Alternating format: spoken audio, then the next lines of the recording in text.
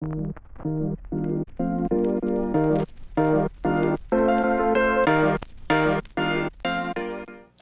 up, y'all? It's your girl Latoya Monique again at Getting Your Flowers. So, I want to talk about today the abuse of power. The abuse of power. And when I say the abuse of power, I mean people who are given a responsibility and then take that responsibility and misuse it. So, it could be an example of anything, but I'm going to use the workplace as an example. Now, many of us has either been in power before or know people who have been in power, our managers, our supervisors. And some people, sometimes we like our managers and our supervisors and sometimes we don't. Sometimes you have people who are not managers and supervisors who think they are. And you want to say, get paid your, pay your wage or act your wage or something like that they were saying out on social media. But it's true.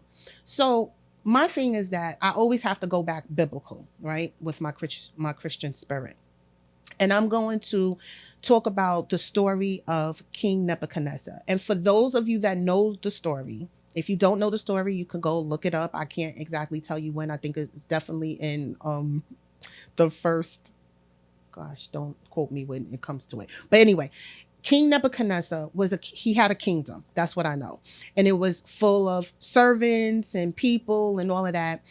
And he was very arrogant, very pompous, very, let's say, narcissistic. And he ruled his kingdom by using the word this is my kingdom, I kingdom. And they always say there's no I in team. So King Nebuchadnezzar, God was getting wore out with him at the point because he kept abusing his power. And if I remember correctly, God gave him a warning and said to him, correct me if I'm wrong, I will give y'all my email address. You can email me and tell me the right story if I'm not telling it, but I'm just trying to make a point from it. Don't quote me on anything that I'm saying. He spoke the word I again out of his mouth, and then God decreased him. He then took him from the honorable, maybe in a robe, walking around with all of this honor, and he took him and he put him outside the kingdom and made him become the beast of the fields. I believe that was what was said in there.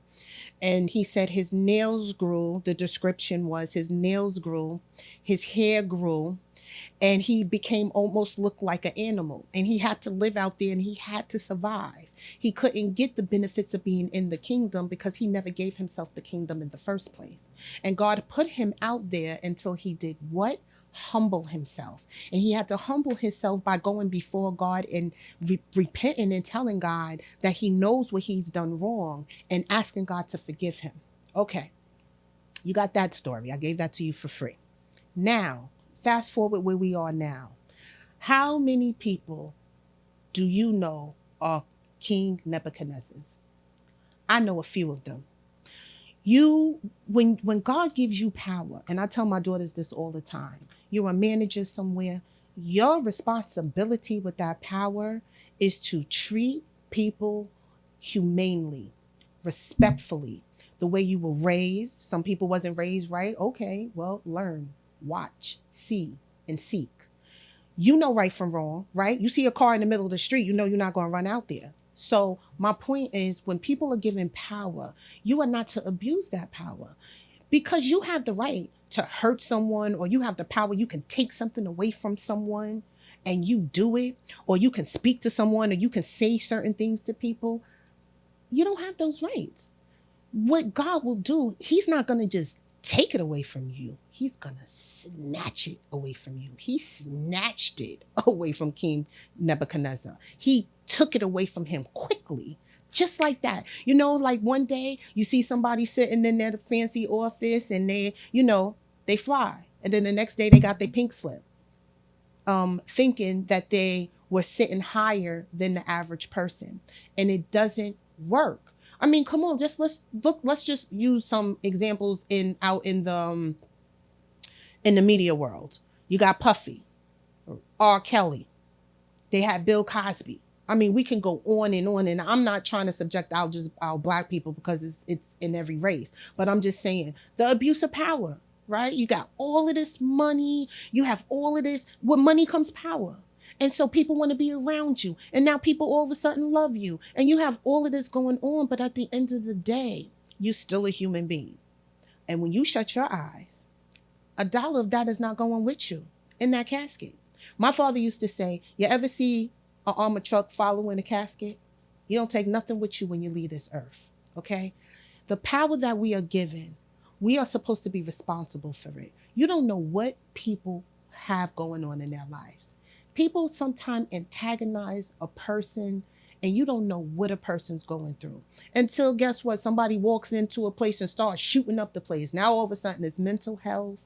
It's, oh my God, they would know. Some people just like to fuck with you, and people get fed up, and you don't know what the fed up is with some people, and they come back strapped up, or they come back on some real revenge that you wouldn't think. And now everybody is hurt, dead, laid out, and now all of a sudden it's, oh my God, what happened? Stop fucking with people. Stop fucking with people. You know, because you don't know who you fucking with. You know? And I tell my daughters that all the time. I am very sensitive to black women. I'm super sensitive to black men. But I'm double sensitive for black women. Sensitive to women in a whole. Because you don't know the struggles that people go through. And you don't have the right because you were given an opportunity to be above someone by title, that you can antagonize and try to hurt the person on a daily basis, or you don't like them, or they did something for you, or you just a miserable ass person and you just want to come in and give the fire to everybody else because your life is shitty. Sad for you. So again, the abuse of power goes like this. You abuse it long enough and strong enough. And baby, when God get finished with you, you'll be just like King Nebuchadnezzar. Right on out there in them fields, trying to find your way with your nails growing out and you're looking a hot mess because you don't know how to treat people. But most importantly, you don't know how to treat yourself. And when you don't know how to treat yourself and you're internalizing and you got all of this stuff going on, you then come and you want to hurt somebody else with it. All right? And I just want to say it's not cool. If you know anybody that brings you fever at your job, I need you to hit me up and let me know. Please, please email me at gettingyourflowers@gmail.com. I want to hear about it because workplace bullying is the worst because we have lives outside of work. So if I have something going on outside of work and then I got to come into work and I got to deal with your fever for 8 hours, then I got to go home and you asking for some trouble.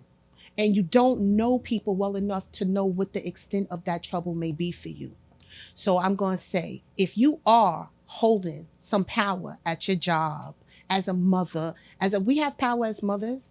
I can abuse my power too if I wanted to. I try not to. And constructively, I want to be better, as we should. But to just bow down on somebody and come and hurt someone just because you have the power to do it is sad. And you need to go sit on somebody's couch because that's not nice. Anyway, I'm going to make this short and sweet. Do not be like King Nebuchadnezzar. And we're going to make sure we put that nice and big on the screen. Because if you do, God's going to deal with you. Use your power for glory. Use your power to help people. Use your power to make people feel better. Let people know. Give them their flowers while they're still living. Tell them you're proud of them. If you want to bring them in the office and tell them how horrible they do each and every time they do something wrong, and then they do something right and you just pat them on there, that's not an even balance, mama. You can't do that for anybody, okay? Give them their flowers and give them just as much love and praise as you give them discipline and demise, okay? And you heard that from me. As I move up the ladder, I ask God to continue to humble me as a person. Don't let me feel like I'm so high and mighty sitting on my tutu that I forget the people who were around me, loving on me, the people who helped me along my journey. I always want to stay vigilant of that in my journey and my ongoings. And so I ask everybody to take a piece of that with them and try to use it in your own way, in your own lives, in any power that you may have. Use it in the glory, to the glory, and not for your own selfish needs. Because all that's going to come back around is you going to be like the animal out in the desert. This is another one from Latoya Monique. Please, please, please, people ask me all the time, how can they help me? Like, share, and subscribe. Get in your flowers with Latoya Monique. We are on our way. We are doing big things, and we are giving people their flowers one day at a time. Make sure you holler at your girl. Like, share, subscribe. Like, share, subscribe. Like, share, subscribe. Please, please, please, people. We appreciate your support. Till the next time.